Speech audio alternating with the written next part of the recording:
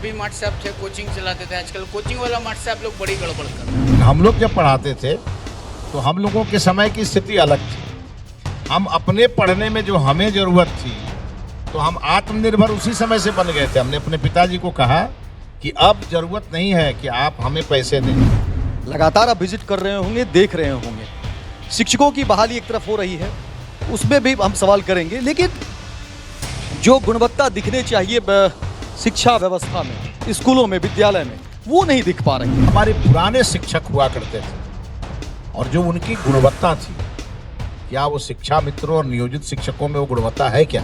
Private स्कूलों के सामने आखिर बिहार सरकार के शिक्षा मंत्री का अधिकारियों का पावर क्यों सीज हो जाता है? प्राइवेट स्कूल के सभी जो उनके प्रतिनिधि हैं उनको बुला के बात करेंगे और आप विश्वास नहीं करेंगे, बड़ी बड़े स्कूलों के जो संचालक हैं उन्होंने जो मुझसे वादा किया है, हमने इतना ही नहीं कहा, हमने ये भी कहा कि अगर एक माँ के 2 बेटे हैं तो एक का हेमोग्लोबिन 8 और एक का 20, ये नहीं चलेगा।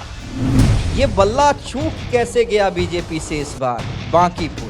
कभी कभी सचिन तेंदुलकर भी 0 पर आउट होते रहे। जितने भी पक्ष के नेता आएंगे सबका स्वागत है। सत्ता पक्ष में हम ही लोग रहते हैं। जोहार, झारखंड में रहते हैं इसलिए जोहार, नमस्कार। लेकिन अभी है बिहार। और आप करें सवालों की बौछार, हम भी हैं तैयार। ज्ञानशील एकता परिषद की विशेषता, ये नारा बड़ी दिन लगाया। पटना हो या हो गुवाहाटी, एक देश एक माटी। सभी नेताओं का आशीर्वाद हमें प्राप्त रहा है और यही कारण है कि मैंने लंबी यात्रा पार्टी में की है। हमारा सौभाग्य है कि आज मिथिलेश तिवारी जी हमारे बीच में हैं। काफी देर उन्होंने समय भी दिया है, लेकिन अब सवालों की बौछार आपके लिए है हमारे तरफ से। हमारे साथ कौशलेंद्र सर हैं, हमारे साथ अमित सिंह जी हैं। शिक्षा को लेकर जो भी सवाल होंगे वो कौशलेंद्र सर और अमित जी करेंगे, बाकी पॉलिटिकल तो संभालूंगा मैं।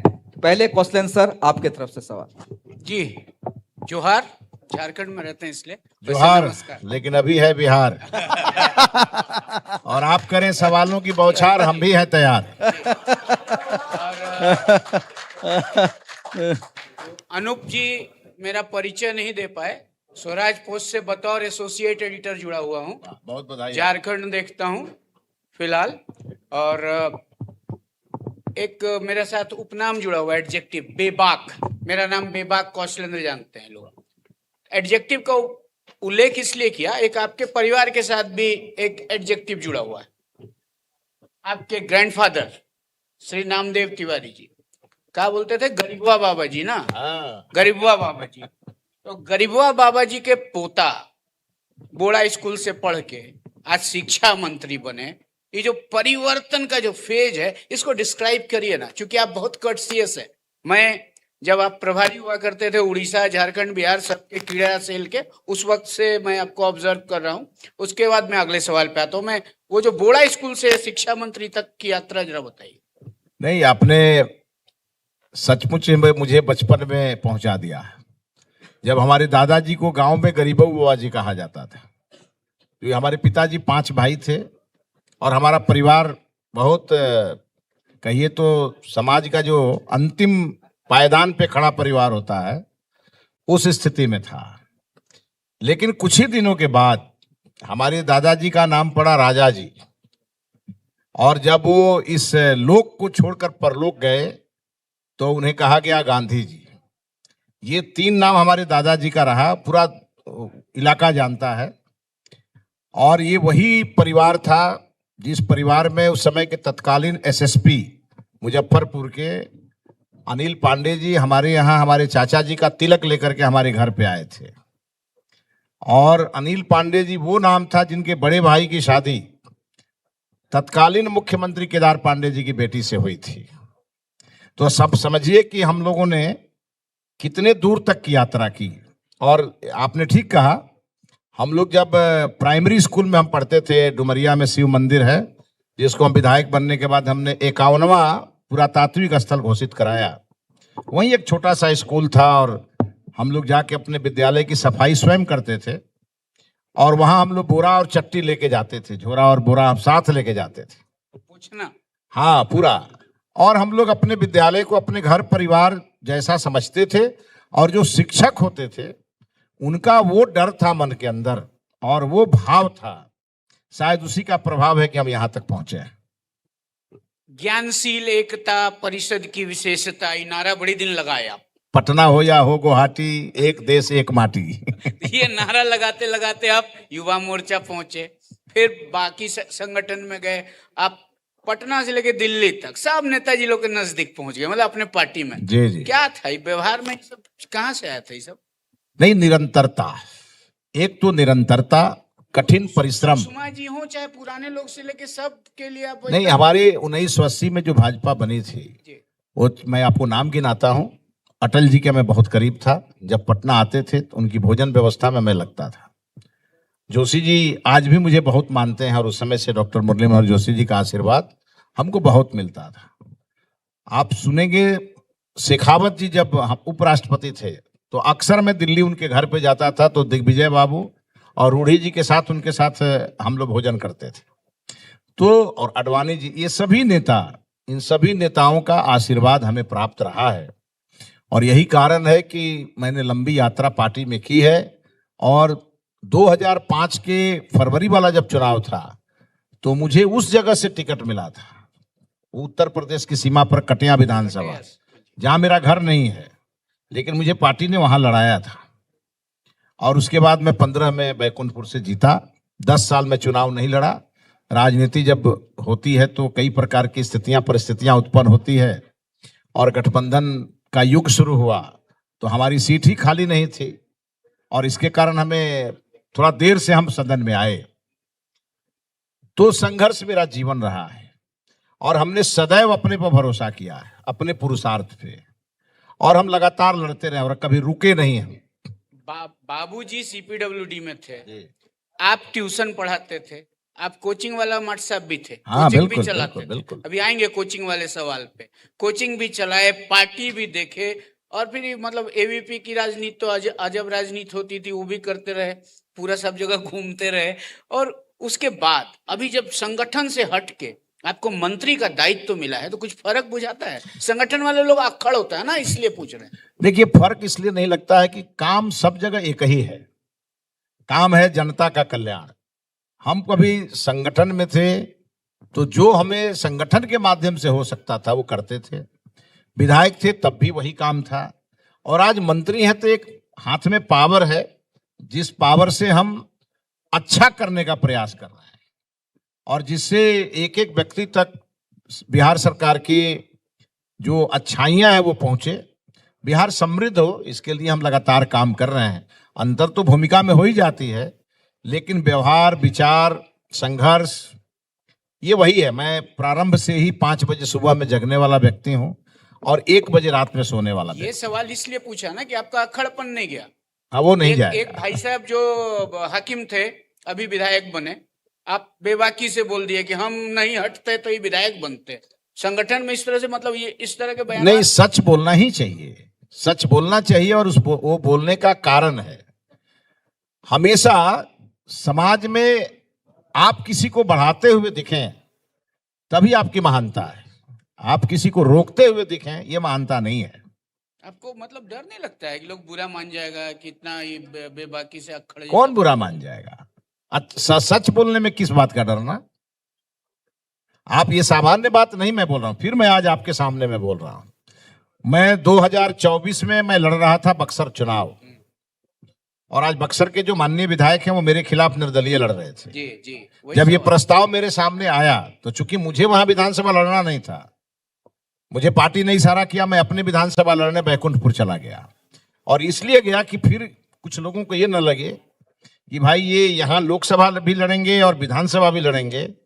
ये मेरे मन में भाव आया। एक कार्यकर्ता का जो मन की पीड़ा होती है वो मेरे मन को ठेस पहुंचा रही थी। तब मैं अपने विधानसभा चला गया, विधानसभा लड़ने।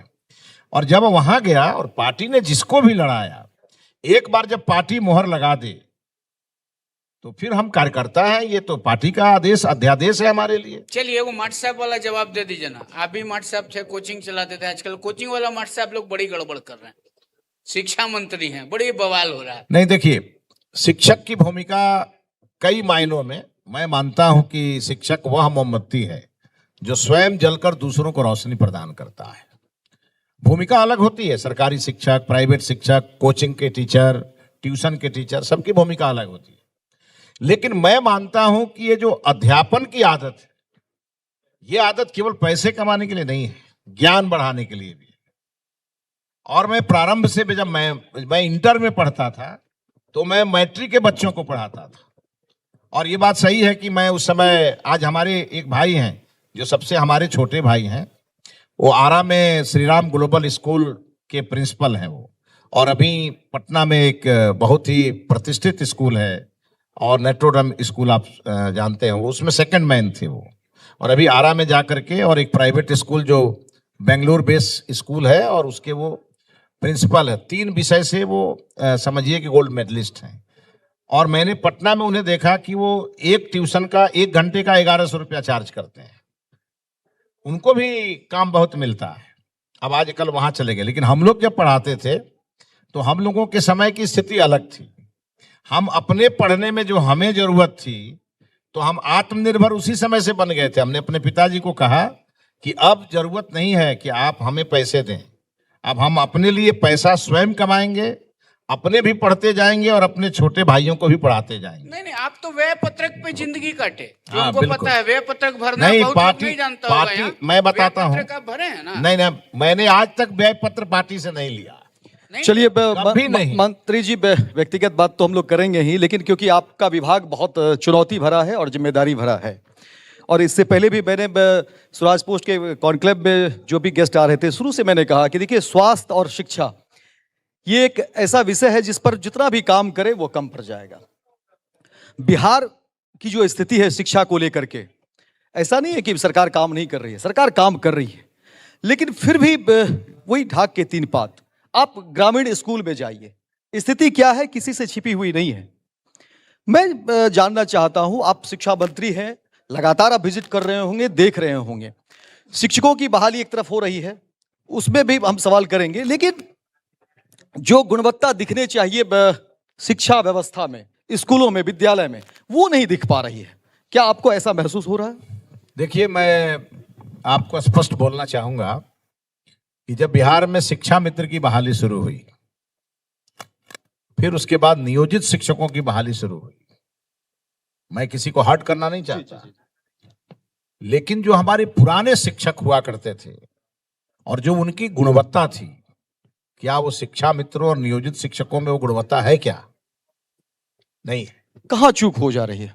मैं आपको बताता हूं, जिस समय स्कूलों में शिक्षक एकदम नहीं थे और आपके जैसे लोगों के प्रेशर सरकार पर पड़े, तो आप भी जानते हैं आजकल मैं झेल रहा हूं TRE 4, जहां जाता हूं तो एक ही सवाल, TRE 4 का वैकेंसी कब आएगा? मैं जहां बैठा हूं मैं जानता हूं इसकी कितनी चुनौती है। एक एक वैकेंसी के लिए आरक्षण का रोस्टर क्लियर कराना पड़ता है, वहां हमारा शिक्षा विभाग मेहनत करता है, फिर उसके बाद प्रशासन के लोगों के पास फाइल आती है, फिर वहां से मुख्यालय आता है, फिर यहाँ आपको माध्यमिक शिक्षा निदेशालय है, फिर क्या प्राथमिक शिक्षा तकनीकी खामियां हैं? नहीं, ये प्रोसेस इतने बड़े हैं। प्रोसेस आसान भी तो हो सकते हैं। नहीं, कैसे आसान होंगे? कैसे आसान कर लीजिएगा इसको आप? तो फिर यूं ही चलता रहेगा? नहीं, यही प्रोसेस हड़बड़ी में और जल्दीबाजी में किया गया था, जिसके कारण आज हमें रेशनलाइजेशन कराना पड़ रहा है। कड़े फैसले और बड़े फैसले। चलिए, कड़े फैसले और बड़े फैसले। मैं पॉलिटिकल सवाल पे आऊं। मैंने कहा था कि मैं आपसे सिर्फ पॉलिटिकल सवाल पूछूंगा, लेकिन चूंकि आप इतनी बड़ी घोषणा कर रहे हैं और आप ये कह रहे हैं कि अगला बार चुनाव जीतूं ना जीतूं, मुझे बिहार बदलना है, लेकिन प्राइवेट स्कूल के सामने, और ये हार्ड सवाल है मंत्री जी, प्राइवेट स्कूलों के सामने आखिर बिहार सरकार के शिक्षा मंत्री का, अधिकारियों का पावर क्यों सीज हो जाता है? क्यों मैं इसलिए ये पावर सीज की बात कर रहा हूं क्योंकि सम्राट चौधरी मुख्यमंत्री हैं, उन्होंने बड़ा फैसला लिया, आपसे कंसर्न उन्होंने किया होगा कि अगर फी नहीं जमा होता है तब भी बच्चों को एग्जाम देने से प्राइवेट स्कूल नहीं रोक सकते हैं। बावजूद इसके इस की धज्जियां उड़ रही हैं, बच्चों को क्लासरूम से निकाल दिया जाता है और कई प्राइवेट स्कूल में। तो प्राइवेट स्कूल पे आप लोग नकेल कब कसेंगे? अमित जी, तब आपको इसकी पूरी सच्चाई नहीं मालूम है। हमारे मुख्यमंत्री जी ने एडवाइजरी जारी की और हमने अपने सभी अधिकारियों को अलर्ट किया और इतना ही नहीं किया, मैं खुद गया 2-4-5 बड़े स्कूलों में और हमने उनके मंच से कहा कि आपको 2-4-5 चीजें ऐसी है जो सरकार को, एक तो बस्ते का बोझ, फीस का बोझ, और छात्रों को परीक्षा के समय उन्हें फीस के लिए डिटेन करना, ये 3 चीजें एकदम आपको रोकनी पड़ेगी। और बहुत सारे स्कूलों ने उसे ठीक किया और अब आगे के दिनों में हम तो एक्ट लेके आएंगे, इसको लेकर के एक्ट लेके आ रहे हैं। बिल्कुल आएंगे। और प्राइवेट स्कूल के सभी जो उनके प्रतिनिधि हैं उनको बुला के बात करेंगे। और आप विश्वास नहीं करेंगे, बड़ी बड़े स्कूलों के जो संचालक हैं उन्होंने जो मुझसे वादा किया है, हमने इतना ही नहीं कहा, हमने ये भी कहा कि अगर एक माँ के 2 बेटे हैं तो एक का हेमोग्लोबिन 8 और एक का 20, ये नहीं चलेगा। हो सकता है एक आगे निकल गया, पीछे वाले को कौन देखेगा। ये बड़ी बात कह रहे हैं और मैं चाहूंगा इस बात पे तालियां भी होनी चाहिए, सवाल करना भी, और जो जवाब सकारात्मक आ रहे हैं उस पे तालियां बजती रहे। और अमित जी, हमने ये भी कहा प्राइवेट स्कूल्स को कि अगर आपका जब भवन चमक रहा है तो उसके इर्द गिर्द में जितने अगर हमारे सरकारी विद्यालय जिनका भवन अगर टूटा फूटा है तो उसको भी उसका भी सेहत बदलने की जिम्मेवारी आपको लेनी पड़ेगी। रियली? बिल्कुल। मतलब इसके लिए डिसीजन ले लिया? नहीं, ये हमने उनसे चर्चा किया और उन्होंने इसे स्वीकार किया। अभी मैं आपको 15 दिन के बाद मैं एक हमारा विद्यालय, हमारा स्वाभिमान, एक हम कार्यक्रम लेकर आ रहे हैं जो हम 13 करोड़ बिहारियों को एड्रेस करेंगे उससे, और उसके साथ साथ उनको हम जोड़ेंगे।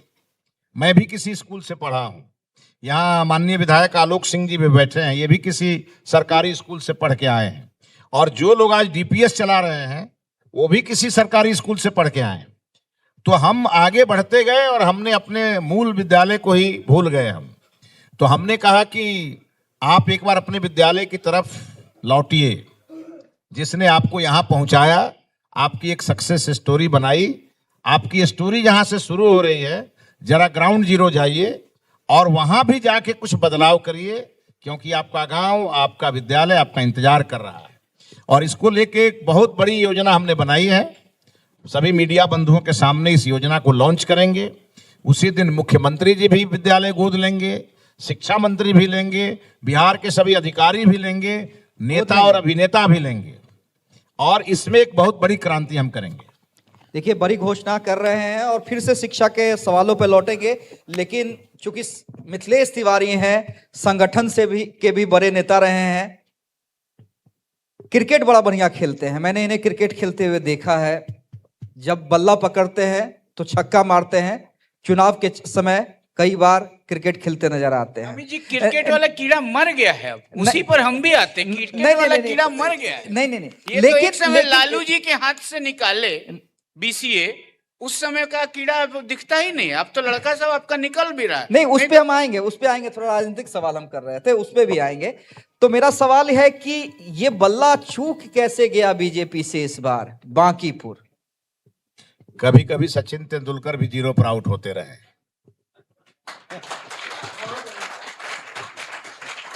तो क्या नए विपक्ष के चेहरे ने दस्तक दे दी है बिहार की राजनीति में? बीजेपी ये मान रही है, या बतौर विपक्षी चेहरा अभी भी तेजस्वी यादव ही आप लोग के हैं? जितने विपक्ष के नेता आएंगे सबका स्वागत है। सत्ता पक्ष में हम ही लोग रहने वाले हैं। सत्ता पक्ष में आप ही लोग रहेंगे, बाकी सब लोगों को विपक्ष में आपने बुक करवा दिया। बिहार की जनता हमारे साथ। गोल, जहां 28 वर्षों के सफर में 18,000 से भी अधिक छात्रों ने डॉक्टर एवं इंजीनियर बनकर सफलता की ऊंची उड़ान भरे है, जहां साधारण छात्र भी बिहार एवं झारखंड टॉपर बनकर बड़ा इतिहास बना रहे हैं। दूरदर्शी शिक्षाविद श्री विपिन सिंह के मार्गदर्शन में मेडिकल एवं इंजीनियरिंग के लाखों छात्रों के लिए आशा की किरण के रूप में गोल, द रिजल्ट फैक्ट्री,